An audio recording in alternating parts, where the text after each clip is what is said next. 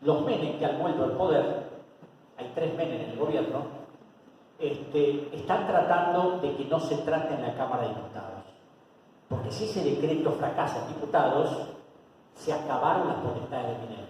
Y no sé qué va a hacer. Entonces se está demorando. Y lo lamentable es que, excepto la primera minoría, que es la Unión por la Patria, ellos no tienen, les faltan 20 diputados para poder convocar una sesión. Es decir, nadie se anima a convocar una sesión para discutir esto y fulminarlo. Están navegando a ver qué hacen, qué no hacen, es decir, a ver si el gobierno tira algo para alguna provincia. Y claro, cada gobernador tira para el mismo. Entonces, cuando se suprimió el incentivo docente, Frigerio pagó acá, lo pagó una vez, no lo va a poder volver a pagar. Entonces, todo funciona así, con un grado de precariedad enorme. Faltan insumos médicos, la pobreza al 57%, el 15% de indigencia, las pymes han caído en su producción un 37%, es decir, la compra de medicamentos un 45%. Hoy acabo de ver en los medios que el consumo está cayendo estrepitosamente, y al caer el consumo, indudablemente los impuestos que se reciben como resultado del consumo no se van a poder tributar, en consecuencia la recaudación va a empezar a caer. Es decir, no sé cómo va a resistir este gobierno con este tipo de cosas. Claro, hay un alto grado de efectismo en los anuncios. Uno de ellos, que tiene que ver con la deuda. En el mes de febrero se festejó que por primera vez desde 2012 había superávit financiero por 518.000 millones de pesos, equivalente a 456 millones de dólares. Nadie dijo, excepto algunos periodistas, cómo se logró ese superávit, postergando pagos, y cuántas jubilaciones, y cuántos salarios. Pero todos los medios subsecuentes que festejaron esto, el gran logro de Milei, no dijeron una palabra que la deuda argentina creció en enero 10.662 millones de dólares. ¿Qué significación tienen los 456 frente a los 10.662? Ninguna. Pero claro, ese crecimiento de la deuda no figuró en ningún medio. Como tampoco figuró, y fue comentado, que en febrero la deuda volvió a crecer 5.800 millones de dólares más. Y el ministro Caputo, que es el ministro endeudador,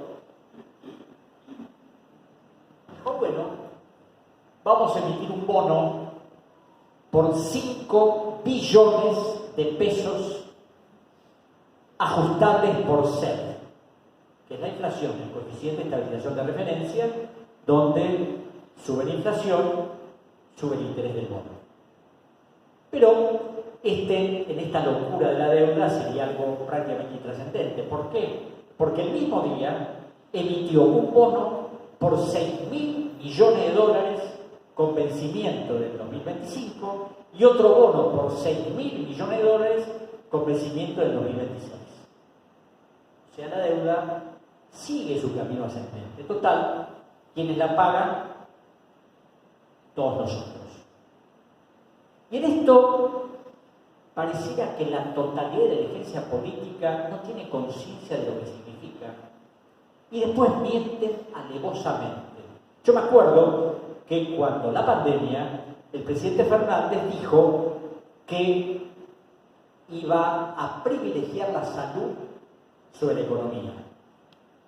Y cuando analicé el presupuesto enviado al Congreso del 2021, vi que había destinado a salud y educación 350.000 millones de pesos. Y a pago de intereses de la deuda, casi el doble, 650.000 millones. Ahora, ¿quién lee los presupuestos? Los investigados, economistas, la gente que no tiene por qué leer 4.000 páginas, lleno de planillas difíciles de entender. Se supone que si el presidente dice vamos a privilegiar esto, hay que creerlo. Pero claro, acá hay que creer lo que hacen y no lo que dicen, porque realmente lo que dicen no tiene nada que ver con lo que hacen, excepto Milei, que en este momento dice cualquier cosa y la hace porque él no tiene filtros y además no le interesa. Él tiene un objetivo que es privatizarlo todo. Lo ha dicho públicamente que el capital privado es lo único que hace funcionar un Estado moderno. Y ese capital privado que hace funcionar un Estado moderno es el capital que ha saqueado a la Argentina en los últimos 50 años. Y su ignorancia es de tal magnitud que cuando yo lo escucho diciendo la decadencia hace 100 años, digo, qué casualidad, ¿no? Él toma los 100 años a partir del 2022. Y precisamente en 2022, Marcelo T. de Alvear designó al general Enrique Mosconi al frente de yacimientos petrolíferos fiscales. Y Mosconi, a través de su trabajo y contando con un pequeño aporte que había hecho el presidente Roque Peña a YPF, trabajó para que YPF se llegara a constituir en unas empresas no más importantes de la Argentina, en unas empresas más importantes del mundo. A semejanza de YPF, se hicieron ANCAP de Uruguay, Petrobras de Brasil, Pemex de México.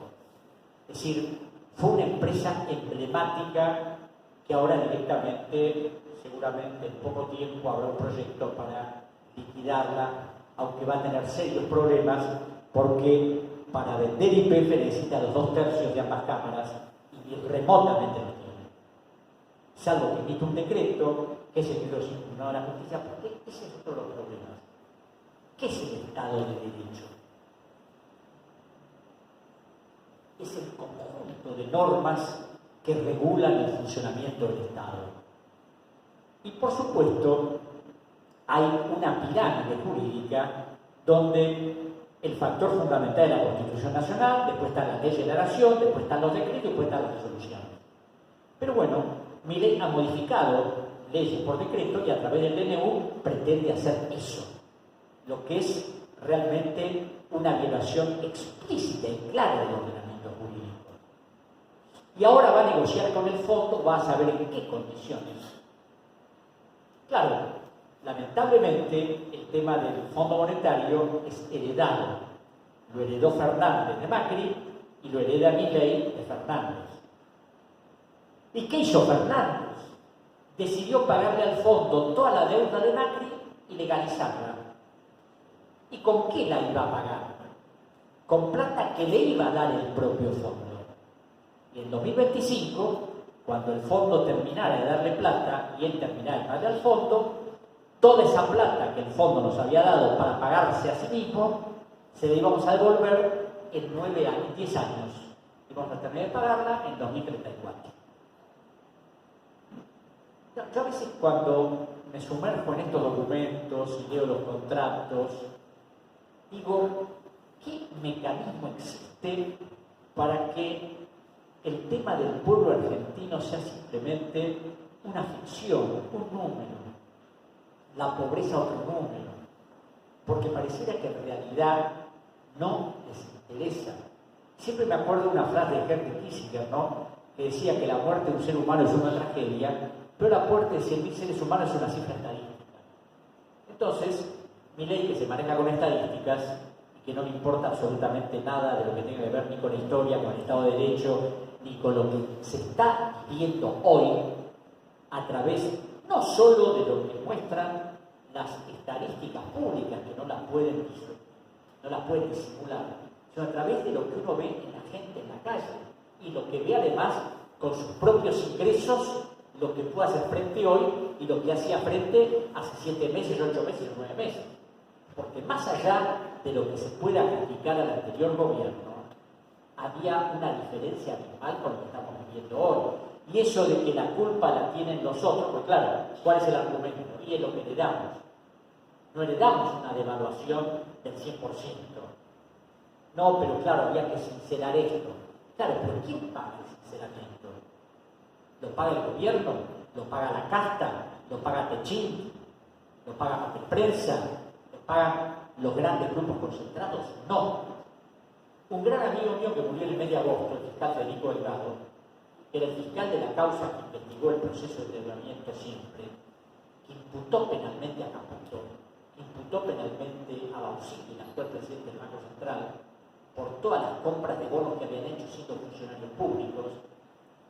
En un libro que acaba de publicar, que se llama, fue una publicación póstuma, no llegó a ver, claro, él habla cuando las élites, que son las que tienen el poder real, se apoderan del poder político.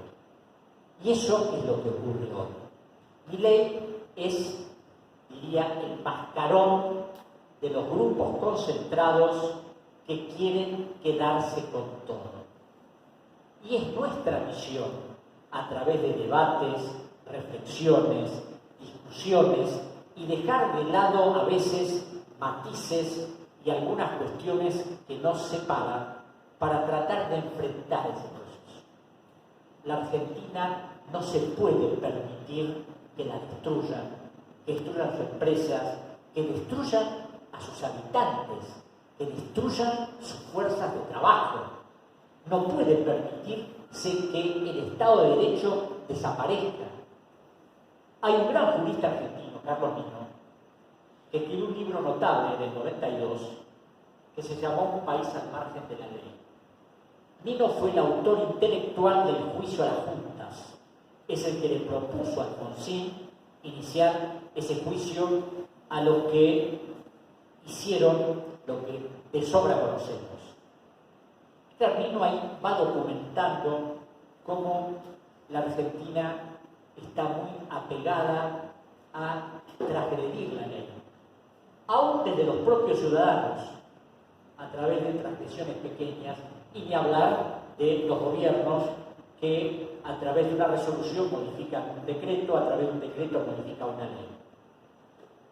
Y en este caso, el actual gobierno, que no tiene apego al Estado de Derecho, ni tiene apego a la historia, y lo único que le interesa es que el sector privado crezca y se desarrolle, porque tienen el convencimiento, el viejo convencimiento que tuvo Martínez de Oz en 1976, del derrame. Es decir, crecen las empresas y por efecto de derrame la gente se debe beneficiar, lo que es una falacia demostrada hace décadas. Pero bueno, ahora se sigue sosteniendo. Y una de las cosas que